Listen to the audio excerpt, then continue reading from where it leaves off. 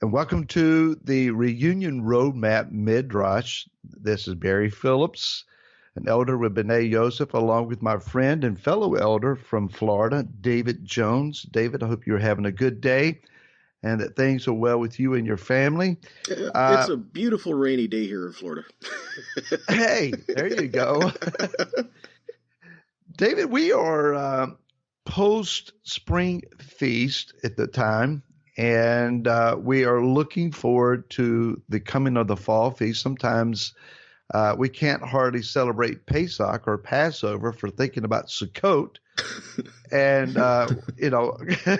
we go to yard sales and look through the flyers from Dick's Sporting Goods and Cabela's and Bass Pro, wherever we do our camping gear shopping, looking for sales on tents and camp items and that kind of thing, anticipating, planning. Our congregation has already figured out where we're going to be and what the cost and so forth is going to be, but we're not there yet.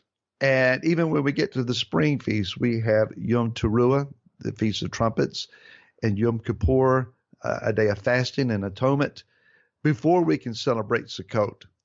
So while we're looking forward to this grand wrap-up of the feast day season in the fall, we're in the middle of a hot summer. It's already, It's not quite summer here. I think summer begins this week at the time of the recording, but we're not there yet. We're not in the fall yet. And so we have some hot days of endurance.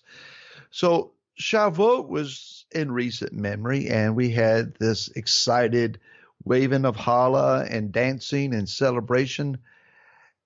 Is it the Eliyahu syndrome now, where we're laying under a bush and praying to die? We've slain the enemies of Elohim at Mount Carmel, and it's enough. Just take me now and let me die. Or is there something constructive that can be embraced? How do we endure the summer slump and remain effective and heightened and skilled and our sword's sharp and our focus is intact? Do you get where I'm going at here? Help us, David. Tell us what we need to do. This is great. I know at other places they have changing of seasons and everything, but in Florida you got two seasons, green and brown, and and they're both hot. and so when we get into the summer, hot's hot, but then you get hot, and people. I used to work outside, Barry. I was a contractor, and I used to bury phone lines, telephone cable, fiber optics, all that kind of stuff. And, when the summer came, especially in the heat of the day, you couldn't just stop working. You had a job to do, and it had to be finished. It had to be completed. And here's the thing. Here in Florida in the summer, it rains all the time. And so you had to finish the job, and you had to get it done before the rains moved in. So you had to hustle. And boy, it made me think about this. It made me think of Israel. It made me think of the spies that were sent in. And I don't really like that word spies. I believe, I personally like to call them tourists. Yes, I agree. Because correct me if I'm wrong, but the Hebrew word there is tour, was what they were sent to do, and to gather information about the land, take pictures, and bring back souvenirs. But here we are. We're in the summer months, and in this time, in this excitement of what we just came through, it's kind of like we get stuck in that time. We're looking back at what happened and what did, and it was good, and we're looking forward to what's coming, but we're not forsaking what's right in front of us right here, right now. And the Father has something for us right here. And it's my thought that as we just come through Shavuot, that during the summertime, these summer months, the Father wants us to walk in what we've been given in preparation for what's going to happen in the fall. Because when they were sent into the land to check it out, it says it was during the season of the first ripe grapes, which is June, early July, in that time frame. Guess what time we're in? Just about that same time, huh? Yeah. And so I think we have the same test. we look at the spring Moedim and how they relate to what I believe is Mashiach's first coming, and in the fall feast it testify of his coming again. But we have this in between time where it's hot, and we get lethargic when it gets hot, and all we want to do is take some R&R. And when do people go on vacations, Barry? I mean, they want to rest and relax and do all this in the summer, but there's just as much work to be done in the summer as there is in the spring and in the fall. Well, I agree, and let me offer something other here. I think may be helpful to us. I think when we received the outpouring of the Torah, the fresh giving of the Torah at Shavuot,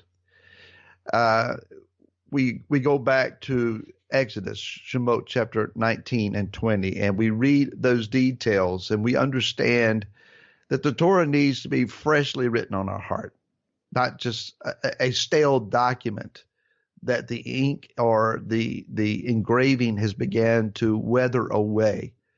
I've seen the headstones where it was chiseled.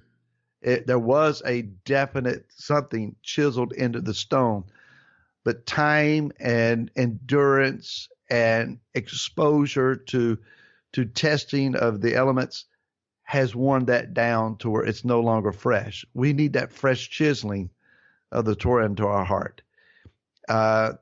We need also the Acts 2 correlation where the Ruach HaKodesh comes and empowers that engraving of the Torah to become alive and fruitful and exciting again to us.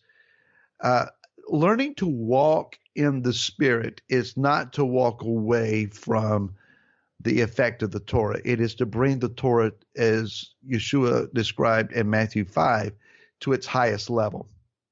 Not doing away, but fulfilling, bringing it to its ultimate degree. There is something, I think, a little hiddenness found for us here in Luke chapter 4, where the spies went in, the tourists went in for 40 days and up through the Negev and into the land. Yeshua likewise spent 40 days in a hot, barren, desolate area, fasting and being tested. But at the end of this endurance of 40 days fasting, wrestling with his flesh, wrestling with the temptations of Hasatan, it says that in verse 14, and Yeshua returned in the power of the Spirit to Galilee, and news of him went throughout all the surrounding country. And so it is on the other side of the hot, barren summertime, by comparison, that Yeshua would have come out of that season filled with the Ruach. I think it's a challenge for us that can be met to see these interim days as a challenge to walk in the Spirit, learning afresh what it means to walk in giftedness, looking for opportunities to be used for healing, for prophecy, for power, for demonstrations of belief, etc. And just let the gifting of the Ruach propel us, can I use that word? Provoke us, push us if necessary through the summer, but seeking to be an effective summer. As I described earlier, not praying to die under a bush somewhere looking for some shade, but Yah, give me a season of effectiveness so that when the fall feast comes, that I'm not having to climb a ladder to try to get to them and be ready for them, that I'm already there. I think that's a great way to put it, Barry. I think that when the 12 went into the land to check it all out, I believe if they would have stood in the word that they were given by the Ruach that they were given it, that they would have had a very different story. I mean, they all saw the same things. They all experienced the same things. It's my idea that when they went in the land, they did not eat manna. They ate the fruit of the land. And so literally, taste and see that the Lord is good. He's good. And they tasted the promise, and 10 of them walked away from it. Yeah, I've always struggled. How can there be such a chasm between perspectives? How can 10 see the horror and the absolute worst perspective of the land, and two have a completely different perspective? And I think, we talk about the clues that when they went to Hebron, that it was there that Caleb prayed at the cave of the patriarchs. That's midrashic from the rabbis. I think it's good. I enjoy that perspective. Right. And that it was Moshe who had prayed over Yehoshua that kept those two men. So your prayer life has to be key, does it not? And we talked about this last week in our Midrash, that prayer is not always formed sentences and very well expressed ideas. Sometimes it's just a groan and a cry out to him. And sometimes in summer, that's what you do. It's like, oh, y'all, get me through this. Help me survive. when the heat gets turned on and you feel that, again, I don't know how this affects you, but when I was working outside, the heat just pulls your strength out of you. And you just get drained really quickly, but you've got to continue. You've got to persevere. There's a job to do. You have to get done. And I think it's that same tenacity that we need to have in our walk as well. Just because life circumstances gets difficult, or just because there are giants in the land, does not change the promise. It doesn't change the word that we were given. And when they came back, that said that there was a different spirit on Caleb and Joshua. Now we're talking about the Ruach, right? And so this is, I believe, what helped change their perspective. And I believe they were men of prayer. But it's still hard to fathom how 10 men could dishearten an entire nation. Well, you mentioned the heat pulling it out of you. Recently, I was doing some tree work, trimming up limbs and so forth off some trees where we gather, making room for more parking, and 90-degree plus heat, high humidity, and we only worked about an hour and a half, but I had to stop and get in the shade and replenish with some water. Replenishing the water, having a fresh intake of the water of the Ruach in the heat of the season and the heat of the endurance. I think one of our prayers, as we're talking about this, David, has to be, Yah, keep a fresh flow of your river and of your water into me. The washing of the water of the word, yes, but also a washing of the wells of refreshing, springing up in the dry places.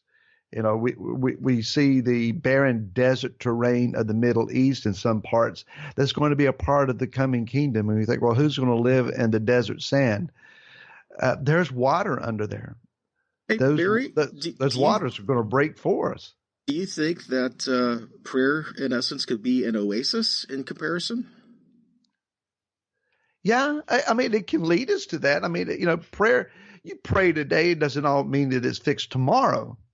There's the endurance on the other side of the prayer, but it can lead us to an oasis, I think. So I guess what we're talking about is there are times of refreshing, even though it's dry. They did get water in the wilderness, although they didn't always get it in their timing. No, but Moshe went ahead to the rock, I think to Mount Sinai, and hit the rock, and water flowed back to where the people were, so that their entire journey was one that had a river of water running from the rock. From the riven side of Yeshua, there is a flow. Amen. Yeshua has endured and persevered and suffered to give us water, David. We have the opportunity. We just need to seize it. Barry, looks like we're running out of time, but again. But I think I'm coming in with you, saying I pray that for whoever's listening, that just our prayers that even though the heat gets turned up and the time gets turned quickly, that we remain steadfast and receive that refreshing, those rivers of living water that the Father desires to pour into us. Amen. Amen. So if you have questions, comments, please send them to reunionroadmap@benayjosephna.com. And thanks for listening in.